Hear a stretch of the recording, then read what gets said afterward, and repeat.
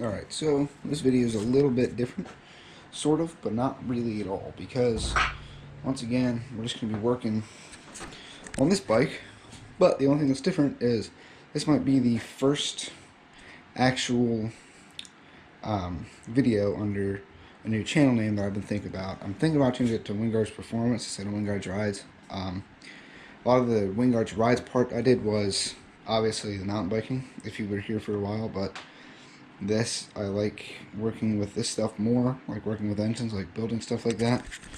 So we are actually going to bust open the old toolbox today.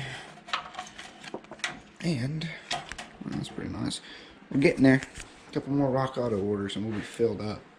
But this is what we're putting on here. So a quick overview of this, and I'm actually going to go out and ride it before we put all these parts on it.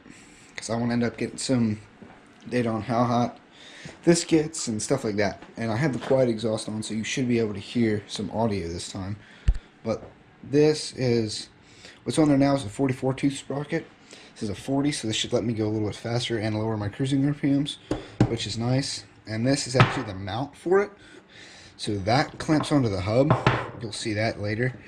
And this bolts onto that, so I no longer have to deal with this whole mess back there, because that was such a pain.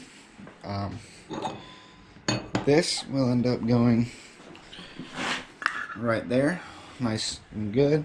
I like the BBR tuning is engraved instead of being a sticker. This will go where that weird little arm's hanging out. This will go right next to it, like that, right there. And then this is actually a gasket that they did not put on my engine when they shipped it to me, which was kind of weird. So it goes right down here. There's supposed to be two there, and there's only one.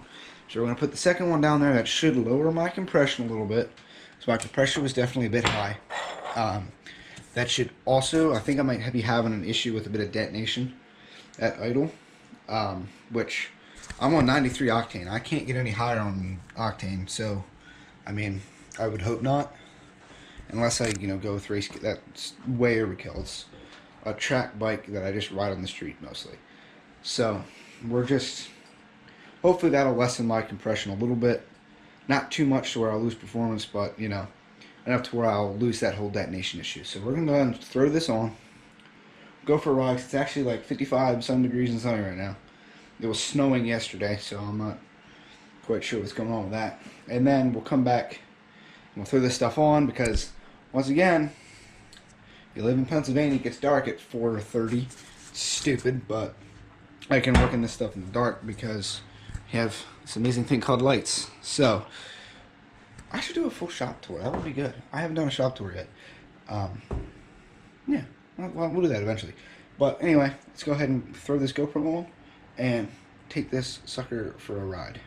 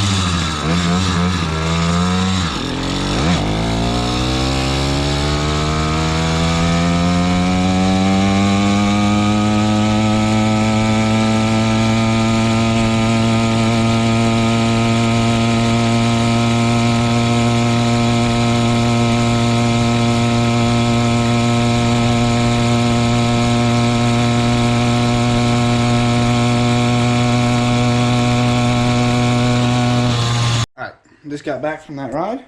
I don't know if you can hear me at all, but this exhaust, it's great for going around town and stuff, but I feel like you lose so much performance out of it. Like, I mean, yeah, it has an expansion chamber, but I don't care what you say, it's not gonna flow. If I can get it out of here, it's not gonna flow the same as my racing pipe. So, I mean, obviously there's nothing on the end of it. It's like gigantic. So yeah, so what I'm going to end up doing is I'm going to do all these billet bits and pieces, because this head needs time to cool off before I can take anything out of here, because those head studs will break. I did not get to run this out of fuel because I'm dumb, so I'm just going to suspend it up here with zip ties so I don't have leaky carburetor everywhere. So yeah, I'm going to throw you guys on time lapse, and I'm going to play some music, and we're going to get this sucker done.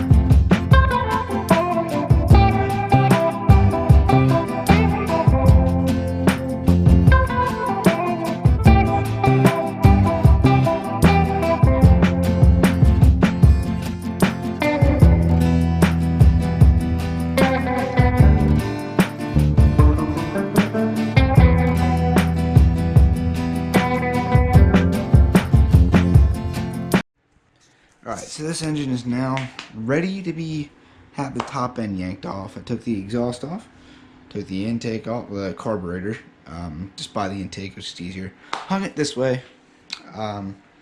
See, you got a little bit of black crap on here. That's not good. There's a pretty big lump right there, so might need to end up pulling the piston and cleaning that off, which is such a pain to do. So I don't know. I'll probably just push it up far enough so the rings aren't sticking out, but it's still cleanable. But this part is kind of difficult to do, but I do want to say, make sure wherever you're putting it is either a clean surface, or personally I always like to put one of these like toolbox mats down, like, you know, the stuff you like this stuff you put in the bottom of your toolboxes. That doesn't have it. This toolbox does. I can show you on this one. This stuff right here, the mat, grippy, so nothing will slide around on you, but it'll also keep some contaminants out of your engine. That's what I built this engine on. That's what I built my last engine on. That's what I rebuilt the last engine on. But this is the head. Pretty oily, so we're gonna put that right there. I'm gonna try to record this to the best of my abilities. I'm just gotta make sure that gasket either comes with it or stays down. Alright. Now for this feller, I'm gonna take this off. It's where it's gonna get different for me, because I don't feel like putting this piston in again. So I'm gonna let it get up here. I'm gonna pull the wrist pin out. The other side's the one that I actually installed, if I believe. Yep, that's the one that's removable. So a good set of needle nose. That one's important.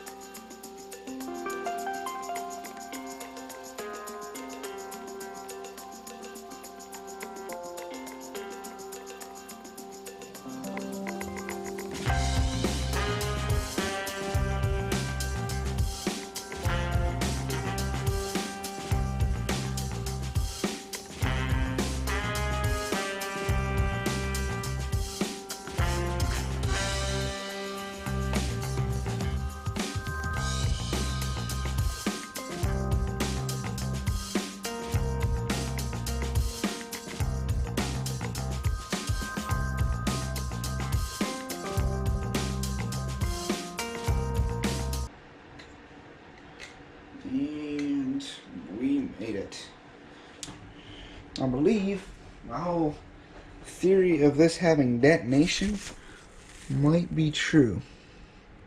It's that wear pattern, right? But also look at how little bit of combustion chamber I had. See that still clear part up there? That's the only part that wasn't getting scrubbed by those piston rings. So there was almost no space at the top of that piston. But something is most definitely incorrect on here. So that's going to be it for today's video.